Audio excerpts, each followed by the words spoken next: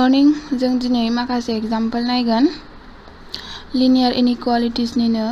क्वेश्चनखौ नाय solve twice x minus y इज greater than और equal to 1 graphically बेखौ solve खालामनांगौ सिगाङाव जेरै खालामदोंमोन बेबायदिनो बेबो बे इनइक्वेशनाव होनाय दं जों बेखौ इक्वेशनाव हमनानै लाग्रोगोन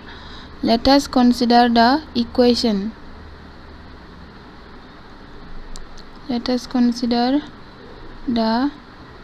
equation twice x minus y equal to 1 दाना जोंहा बिनिफ्राय मा दिहुननांगौ x y नि value दिहुननांगौ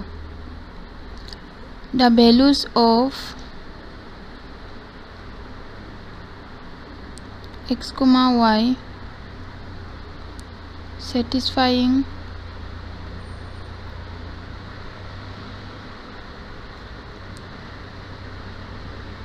this equation are table बानायनोसै जों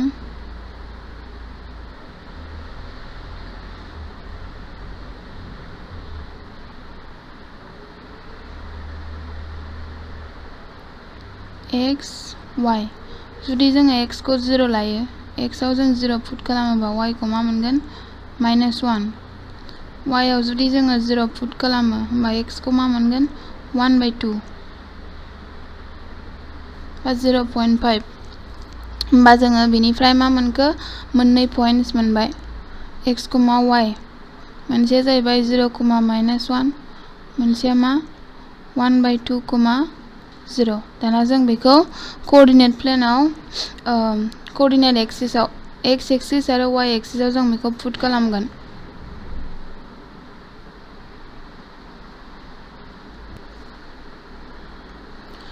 बेयाव नायदो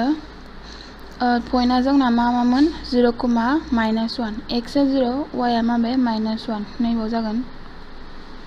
ओमफ्राय मोनसेया 1/2, 0 x आ 1/2 माने मा 0.5 नैबेयाव थागोन ओमफ्राय y आ माबे 0 होमबा पॉइंटआ बेयावनो थाबाय दानिया जोंहा मा मोनखो नैबे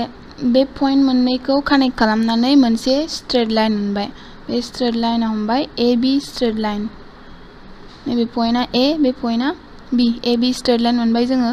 बे मा पॉइंटनि गेजेरजों थाङो मोनसेया जाहैबाय 0,-1 मोनसेया 1/2, 0 दाना बे स्ट्रेट लाइनआ मा खालामदों बे कोऑर्डिनेट प्लेनखौ मोननै पार्टआव डिवाइड खालामबाय बिथिं मोनसे मोननै इक्वल पार्टआव दाना जोंहा बेनिफ्राय मा दिहुननांगौ सल्यूशन सेटआ बबे पार्टथिं जागोन जों बबे पार्टथिं दाग होनांगोन जों बेखौ दिहुननो थाखाय मा हमनानै लानांगौमोन 0,0 मोनसे पॉइंट जोङो पुट खालामनांगौमोन मायाव गिवन इनइक्वेशनाव ओमफ्राय बेनिफ्रायसो जों माखौ मोनगोन बबे पार्टथिं जोङो दाग होनांगौ बा सल्यूशन सेटआ बबेथिं सल्यूशन रिजनआ बबेथिं जायो जों बेखौ मिन्थिगोन दानिया जों मा मोनखो the line passes through the point 0,-1 and 1/2, 0 लाइनआ बे मोननै पॉइंटजों पास जागोन but then the line AB represents twice x minus y equal to 1 बा बे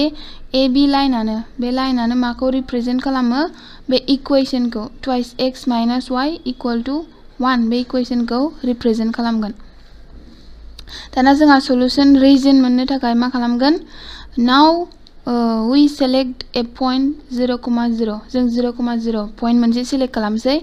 and put it on twice x minus y is greater than or equal to 1 जोंनो जा given inequation दंमोन बेयाव जोङो नैबे पॉइंट 0,0 खौ सिलेक्ट खालामसै that is जों x आवबो 0 y आवबो 0 पुट खालामबा मा मोनो 0 is greater than or equal to 1 जायनाखि 0 आ जोंना मा 1 निफ्राय देरसिन जानो हाया ओंखायनो बेयो मा which is false but not true therefore 0,0 does not satisfy twice x minus y is greater than or equal to 1 जोंना false जाबाय नालाय बे 0,0 पॉइंटआ मा does not satisfy बे given इनइक्वेशन खौ satisfy खालामला दाना जोङो नायनोसै does not satisfy होनदों नालाय जोंना सल्यूशन रिजनआ बबेथिं थागोन बेयाव नायफिनदो 0,0 जोंना बबेथिं थायो ओरिजिनआ जोंना नैबाव नङा होमबा does not satisfy होनदों नालाय जाय पार्टथिं 0,0 दं बे पार्टखौ गारनानै नैबे पार्टथिं माया दं 0,0 गैया होमबा जोंना बे पार्टआ मा जानाय नङा सलुशन रिजन जानाय नङा होमबा बिनि उल्थायै नैबेथिंजायनासो मा जागोन सलुशन रिजन जागोन जों बेखौसो मा खालामगोन बेखौ जों दाग होगोन जाय पार्टथिं माया गैया 0,0 गैया होमबा बे पार्टआनो मा जाबाय सलुशन रिजन जाबाय बे पार्टआ होमबा दाना जोंहा सलुशन रिजनखौ मोनबाय therefore we say that part of the plane divided by AB which does not contain 0,0 जाय पार्टआवनाखि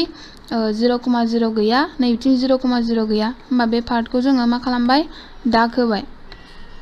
The shaded part of the plane together with all the points on the line AB represent the solution set of the inequation twice x minus y is greater than or equal to 1 बेयाव मा होनदों बै shaded partजों लोगोसे जोंना नैबाव जे line दंमोन बे लाइनासो डिवाइड खालामाखै मोनसे प्लेनखौ कोअर्डिनेट प्लेनखौ डिवाइड खालामाखै होमबा मोननै पार्टआव जोंना बे लाइनावबो मा दङ मेल्ला पॉइंट्स दङ बेयाव जेसेबां पॉइंट्स दं बे पॉइंट्सफोरखौ लाफानानै नैबे सलुशन रिजनजोंसो जोंना जयै मा मोनसे सलुशन सेट मानो बेखौ लाफादों होमबा जोंना इनइक्वेशना मामोन स्लेक इनइक्वालिटीमोन स्लेक इनइक्वालिटीबा मा खालामो जोङो बे लाइनखौबो लाफायो होमबा बेखायनो जोङो बेयाव लिरफैबाय the shaded part of the plane together with all the points on the line AB represents the solution set of the inequation twice x minus y is greater than or equal to 1 जोंनो जेसेबां दाग होनाय part दंमोन बेजों लोगोसे AB लाइनखौबो लाफानानैसो जोंना माबे नैबे इनइक्वेशननि सलुशन सेटखौ जों मोनबाय बेयावनो जोब्बाय बियो